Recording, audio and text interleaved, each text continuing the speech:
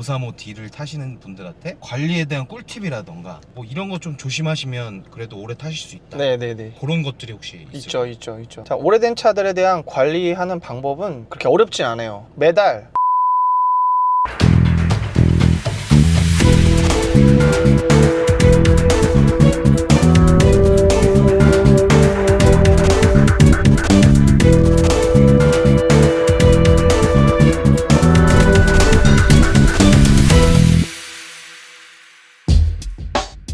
안녕하세요, BMW입니다. 저희 오늘은 애석하게도 제 차량을 좀 가지고 왔는데요. BMW 535D 2013년식 차량이에요. 이제 13년이니까 10년이 좀 넘었죠. 근데 오늘 아침에 출근하는 길에 차를 끌고 오다가 방지턱을 넘는 순간 차 하부에서 빵 하는 소리와 함께 차가 오른쪽으로 주저앉았어요. 저도 너무 놀래가지고 유리창문을 내려서 밑을 봤거든요. 타이어가 완전 다 주저앉은 거예요. 근데 지난주에 저희가 에어 서스펜션에 대한 이야기를 했잖아요. F10 535D F바디에 에어 서스펜션이 달린 차량도 아닌데 왜 이 차량은 서스펜션에 문제가 생겼을까요? 저희 한번 파헤쳐 보시죠. 정비는 진실, 구독, 좋아요 힘이 됩니다.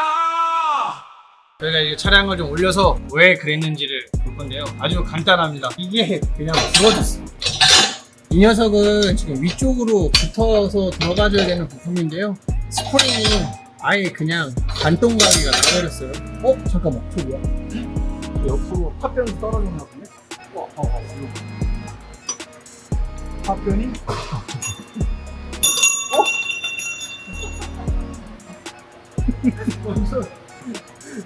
완전 구동강이라 갖고 걸쳐져 있고요. 이제 저희가 좀 이따가 데몬스트레이션을 한번 할 건데 이게 어떻게 붙어져야 되는지 한번 보여드릴게요.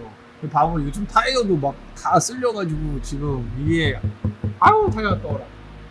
보시면은 이렇게 원래 멀쩡한 KW 쇼바는 이 위쪽으로 스프링이 이렇게 들어가져 있거든요. 근데 이게 완전히 그냥 다 깨져버린 거예요. 또 에어 서스펜션만 또 이슈가 된 줄 알았는데 스프링을 사용하는 이 또 쇼바에도 문제가 생기네요. 그래서 이거는 저희가 데몬스트레이션 영상으로 어떻게 이 차량이 그런 것들이 일어나는지 다시 한번 상세하게 설명을 드리도록 하겠습니다. 이거는 내려서 스프링 바꿔야 돼.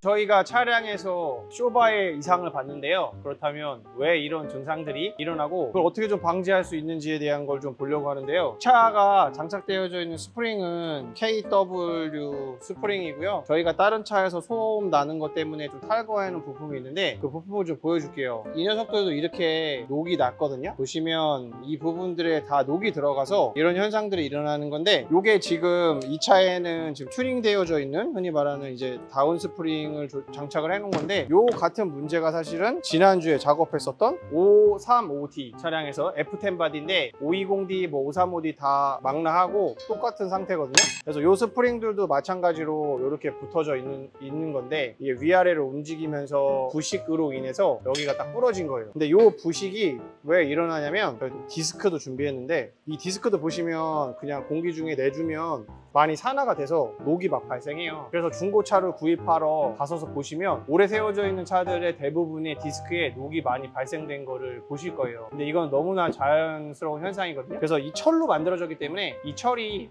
공기와 습도, 물과 닿게 되면 부식을 일으킬 수밖에 없는 구조예요. 이거는 이 금속의 특성 때문에 어쩔 수 없는 거거든요. 그래서 신품인데 스프링을 만들 때 코팅을 이렇게 완벽하게 해놓습니다. 그러면 얘는 이제 안전한 상태에 있는데, 이게 구조적으로 이 스프링이나 이런 게 차 밑에 쪽에 장착이 되어져 있기 때문에 휠 하부 쪽은 바퀴가 계속 회전하잖아요. 그래서 돌도 끌어올릴 수도 있고 이물질을 끌어올리기에 너무나 좋은 조건이죠. 또 당연히 비가 오면 습도에 굉장히 취약하고요. 바닥에 또 주차해 놓으면 그 습도들이 또 비 오고 난 다음에 위로 다 올라와서 얘네한테는 어쨌든 노출될 수밖에 없는 조건이에요. 이 고장을 막을 수 있는 방법은 돌을 안 바른다던가 아니면 뭐 습도를 피해서 뭐 차량을 운행한다던가 이렇게 돼야 되는데, 차가 당연히 그렇게 운행을 할 수는 없으니까 이것을 좀 방지하기 위해서 가장 좋은 방법은 차량에 좀 윤활제라든지 기름 등 무엇을 좀 도포를 해서 일시 인위적으로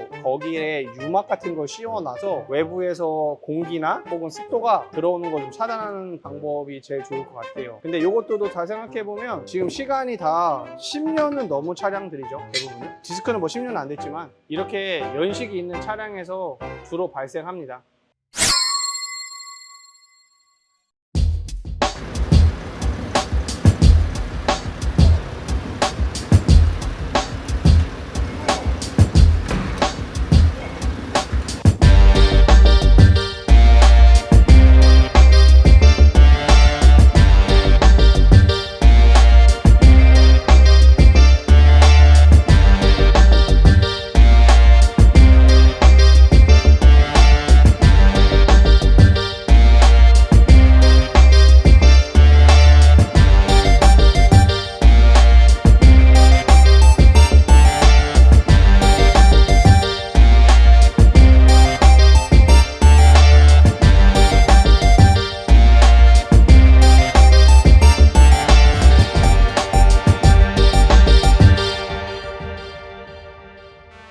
(535D) 제 차량이네 수리가 끝났고요. 서스펜션은 KW 일체형이라서 좌우측의 높이를 일단 조절해서 기존에 있던 거랑 동일한 높이로 장착을 해놨고요. 그래서 시운전을 좀 가볼 거고요. 차고의 높이가 달라지면 차량이 네 바퀴 얼라이먼트가 제대로 정렬이 안 돼요. 그래서 오른쪽 바퀴가 올라가면 그 높이에 따라서 사실 얼라이먼트가 잘 안 맞기 때문에 차고를 만졌으면 얼라이먼트를 보는 게 원칙이고요. 가장 기본적으로 사실 얼라이먼트를 볼 때 공기압을 먼저 보기도 해요. 공기압이 한쪽 너무 많이 들어가 있고 한쪽은 적게 들어가 있으면 거기에도 얼라이먼트에 영향을 미치거든요. 서스펜션 쪽을 만졌으면 얼라이먼트를 보는 게 네 맞고요. 그래서 저희가 이제 시운전을 하면서 차량의 상태가 어쩐지 또 처짐이랑 또 소음이 또 없는지 전체적으로 한번 시승을 해보도록 하겠습니다. 가시죠. 이 차량은 이제 535D 차량인데요. 일단 530D는 6기통이고 그 다음에 535D는 6기통에 트윈 터보가 들어가져 있어요. 터보가 두 발이 들어가져 있거든요. 저속 영역에서 쓰는 터보랑 고속 영역에서 쓰는 터보가 두 발이 들어가져 있어요. 그리고 여기에 한 발이 더 들어가면 그게 이제 M으로 넘어가거든요. 저속 영역 2800 언더 RPM에서 터보 차저가 하나가 작동을 하고요. 그 다음에 그 위로 넘어가면 이제 고압 터보가 넘어가면서 차량의 출력을 좀 밀어줘요. 그래서 저는 개인적으로 이 차를 타면서 굉장히 만족해요. 힘이 부족하다는 게 많이 느끼지는 못해요. 정말 달리고 싶을 때 달리고 쓰고 싶을 때 쓸 수 있고 차량의 출력은 좀 만족하고요. 터보가 이제 두 발이다 보니까 당연히 한 발 차보다 고장이 또 잦을 수 있겠죠. 대부분의 경우도 차량이 정차에서 속도를 내서 기어 3, 4단까지 바뀌는 2000 RPM 전후를 많이 쓰기 때문에 저속에서 쓰는 작은 터보들이 고장이 좀 잦아요. 그래서 지금 하체는 별다른 소리는 없고요. 차가 이렇게 좀 힘을 좀 씁니다. 트랙션 컨트롤도 스포츠 모드로 바꾸고 그 다음에 여기서 DSC까지 좀 길게 눌러서 DSC 오프를 하면 사실 이 차에 좀 재미난 매력이 좀 나오죠. 그래서 터보가 터져요. 그래서 이 구간들이 사실 되게 저는 재밌거든요. 그리고 타이어가 미슐린 타이어가 껴져 있는데요. 이 타이어가 또 접지력이 오래 달릴 수 있습니다. 그래서 트레이드 웨어가 한 350 정도밖에 안 돼서 타이어가 비교적 빨리 달긴 하거든요. 근데 차가 달릴 때 그립을 정말 잘 잡아줘요. 이 타이어를 한번 쓰고 난 다음부터 다른 타이어들을 쓰기가 조금 어렵더라고요. 그래서 이렇게 느껴지시죠? 3000rpm까지 넘어가고 딱 바로 받쳐주거든요. 그래서 이 구간까지 딱 끝나고 나서 밀어주는 구간까지의 속도감을 고스란히 좀 날릴 수 있고요. 서스펜션이 일체형이 장착되면 어떠한 장점이 있냐면요. 차가 고속으로 달릴 때 커브길을 만나거나 선회하는 길에서 차가 굉장히 안정적으로 좀 선회를 하고요. 그 다음에 선회하면서도 방지턱 있는 데 있잖아요. 그런 데서도 바운싱이 굉장히 적어요. 그리고 차가 조금 낮다 보니까 달리면서 앞에 쪽에서 오는 공기 역학적으로도 굉장히 더 유리한 포지션이긴 해요. 근데 애기 있으신 분들, 아내분 있으신 분들 꿈도 꾸지 마세요. 네, 따생이 맞아, 따생이. 이런 차 끌고 오면 근데 혼자 타기에는 저는 정말 더할 나위 없이 좋은 차라고 생각합니다. 예전에 저희가 마티즈도 예전에 20살 때 막 타고 다니고 했거든요. 근데 이게 고성능의 좀 성능 높은 차를 타면 운전자들이 되게 편해하는 게 뭐냐면 언덕길을 만나던 내가 달리고 싶을 때 달리고 쓰고 싶을 때 쓰고 그게 운전에 힘이 안 들다고요. 근데 옛날 맛집 타고 다닐 때 나 언덕길만 나면 에어컨 끄고 다녔었어. 에어컨 끄면 언덕길 되게 잘 가. 왜 그러면 3기통인데 언덕길에 막 에어컨까지 쓰면 에너지 다 뺏기거든. 이 차량들은 그래도 되게 만족스러워요. 그럼 여태까지 좀 칭찬을 하셨다면 이 차들의 결함들이 좀 있잖아요. EGR 밸브 및 EGR 쿨러 문제들 네. 이런 것들에 대해서는 어떻게 생각하시는지. 일단 기본적으로 BMW들은 누수가 있다고 보시면 돼요. 그거는 그냥 차량 사실 때 그 옵션으로 같이 와요. 굉장히 사랑해요. 굉장히 사랑해. 이 차량도 이제 누유 수리를 한 3년 전에 한번 했는데 이제 또 스물스물 좀 올라오거든요. 그다음에 뭐 EGR 밸브는 아직 수리를 한 적은 없지만 EGR 밸브가 이제 전자식으로 작동하다 보니까 일정 시간이 지나면 전자식으로 작동하는 부분들은 잘 망가지기 마련이에요. 그리고 또 거기에 제품이 있는데 밸브 쪽에 뜨거운 배기가스가 계속 순환하기 때문에 또 열에도 취약하긴 하거든요. 저는 그냥 자연스러운 이치라고 봐요. 차가 또 10년이 넘은 차인데 아직까지도 EGR 쪽은 뭐 저희 손댄 건 없어요. 당연히 리콜 때문에 들어가서 리콜로 다 수리를 하긴 했지만 특별하게 저희가 더 수리를 그쪽 관련한 거는 없어요. 그 대표 DPF는 어떻게 보시나요? 뭐 DPF도 마찬가지로 EGR과 같은 맥락인데요. 디젤 차들의 특성상 DPF가 달려져 있는 거고 그다음에 EGR 밸브가 달려져 있는 거예요. DPF는 당연히 특정 시간이 지나면 노후가 될 수 있고요. 근데 이제 운행 조건이 조금 다를 수가 있어요. DPF가 보통은 80km 이상으로 한 10분, 15분 정도 달리면 얘네가 자동으로 재생을 하거든요. 도심 주행이 많은 경우 저희가 80km를 지속적으로 30분 이상 달리기가 쉽지 않잖아요. 그렇죠. 그러면 시동 걸고 마트 왔네? 시동 끄고 마트 와서 물 사고 집에 왔네? 그러면은 DPF가 자가청정을 해서 씻어줄 시간이 없는 거죠. 그런 경우는 시간을 내서라도 바람 좀 쐰다는 생각으로 외곽순환도로든 고속도로든 한 달에 뭐 한두 번이라도 이렇게 한 바퀴 쭉 달려주시면 차가 너무 좋아요. 이 차 사랑해요.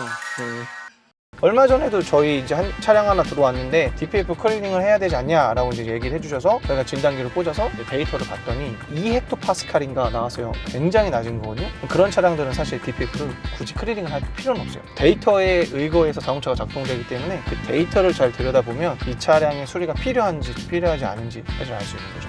최종적으로 대표님 차시지만 어떻게 좀 잘 고쳐졌는지 어떠신가요? 저는 집에 갈 수 있으면 돼요. 나 집에만 보내줘. 이거 그날 더워가지고 아침 출근한 땀 삐질삐질 흘리고 공유 스쿠터 타고 오다가 또 차량이 지금 17만 킬로거든요. 근데 저는 이 차를 너무 좋아해요. 가끔씩 이제 F바이 타시는 분들이 내 차 좀 오래돼서 바꿔야 되지 않냐 뭐 이런 얘기를 많이 하시는데 저는 사실 이 차가 너무 좋기 때문에 F바디 타시는 분들한테도 차에 특별한 문제 있어요? 그랬더니 문제 없어요. 근데 왜 바꾸세요? 오래돼서 바꾸려고요 그러더라고요.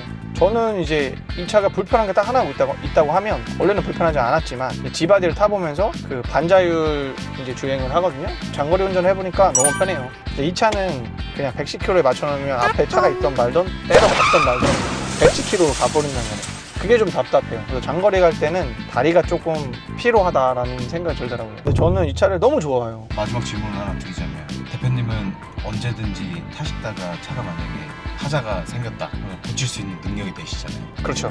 별 걱정은 없으실 것 같은데 이 차량 535D를 타시는 분들한테 관리에 대한 꿀팁이라던가 뭐 이런 거 좀 조심하시면 그래도 오래 타실 수 있다. 네네네. 그런 것들이 혹시 있죠. 자, 오래된 차들에 대한 관리하는 방법은 그렇게 어렵진 않아요. 매달 300씩 저금을 하세요. 내 차도 고장나, 내 차도.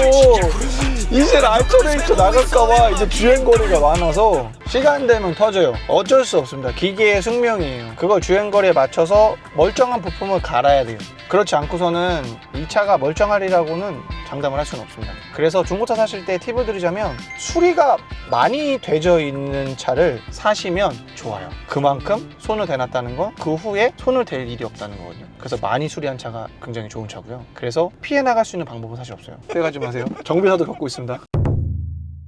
이렇게 차량 저희 정비는 다 끝났고 이제 시운전도 끝났고요. 사람들도 보면 나이 드신 분들도 꾸준한 자신의 관리, 음식 관리, 그 다음에 뭐 운동한 관리 이런 관리들을 통해서 건강을 계속 지키잖아요. 기계들도 마찬가지예요. 기계들도 꾸준한 관리와 관심을 계속 가져주면 그것들이 시간이 지났어도 본인들이 할 수 있는 역할은 충분히 한다고 봅니다. 그래서 사람이든 기계든 얼만큼 관리를 하고 얼만큼 애정을 가져주느냐 그거에 따라서 그 차가 좋은 차가 될 수도 있고 좋지 않은 차가 될 수도 있다고 생각을 해요. BMW 많이 사랑해주세요. 수고하셨습니다. 감사합니다.